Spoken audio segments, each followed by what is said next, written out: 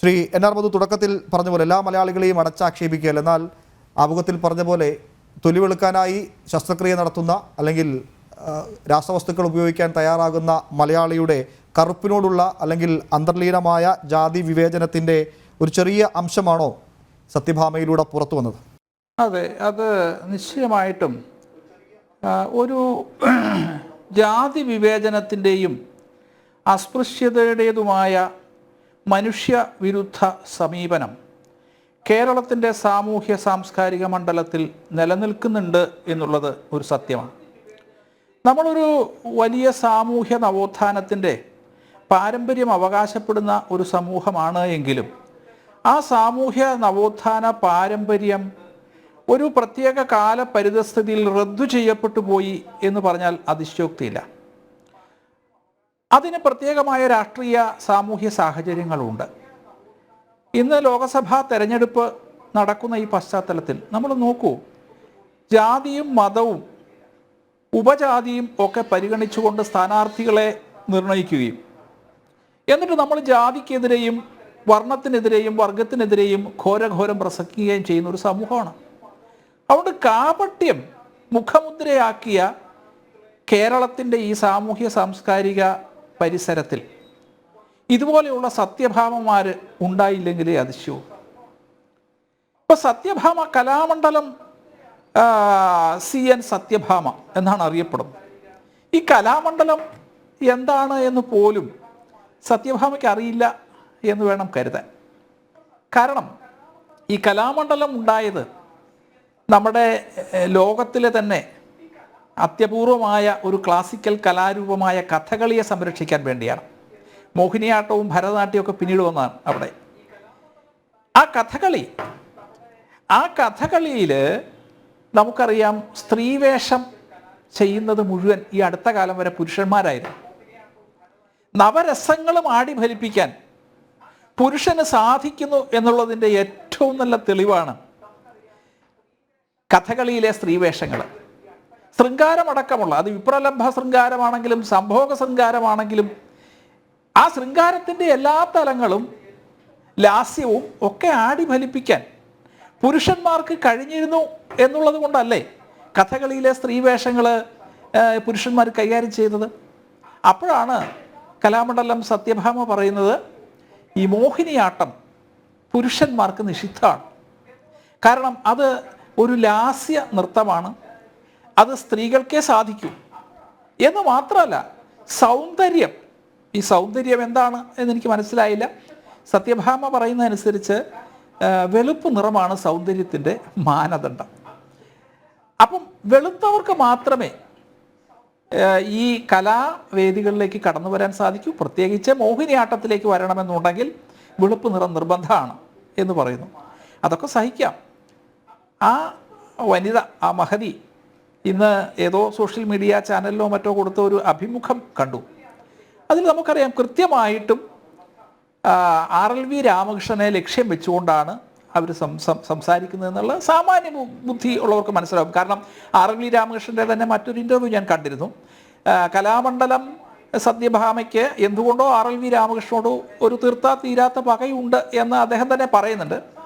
RLV Ramakrishnan ഈ കലാരംഗത്ത് ഇന്ന് കേരളത്തിലെ തന്നെ ആധികാരിക വക്താവും പ്രയോക്താവുമാണ്. കാരണം അദ്ദേഹത്തിൻ്റെ ഗവേഷണ ബിരുദം തന്നെ ഈ മോഹിനിയാട്ടത്തിലാണ്.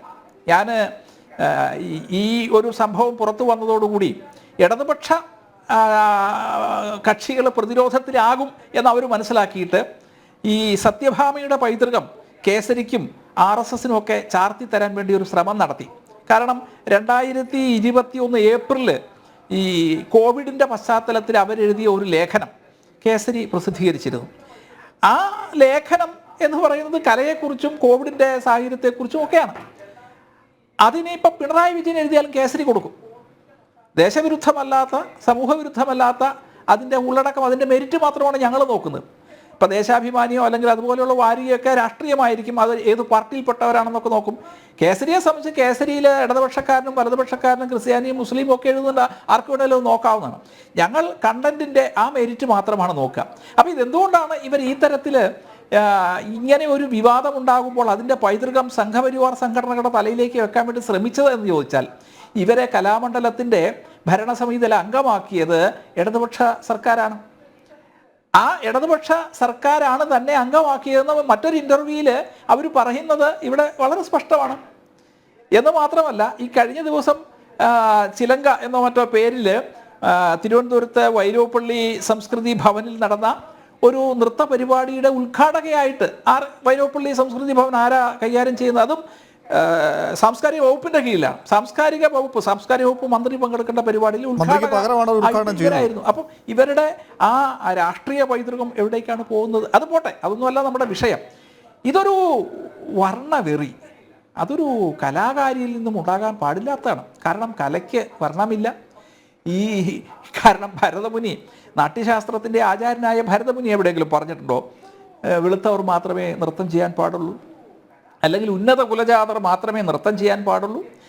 ഈ പറയുന്ന മോഹിനിയാട്ടത്തിൻ്റെയൊക്കെ പാരമ്പര്യം കേരളത്തിൻ്റെ ഒരു തനത് കലാരൂപമാണല്ലോ. കഥകളി പോലെ തന്നെ ഒരു കേരളത്തിൻ്റെ കലാരൂപം എന്നറിയപ്പെടുന്നതാണ് മോഹിനിയാട്ടം.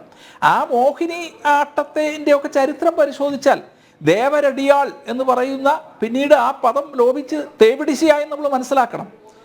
അപ്പം ഇത് നൃത്തം എന്ന് പറഞ്ഞാൽ ഒരു കാലത്ത് ഒരു മോശപ്പെട്ട കലാരൂപമായിട്ട് കണക്കാക്കിയിരുന്നു നമ്മുടെ കേരളത്തിൽ. അതിൽ നിന്നും ആ കലയുടെ മഹത്വം വീണ്ടെടുക്കാൻ കഴിഞ്ഞു.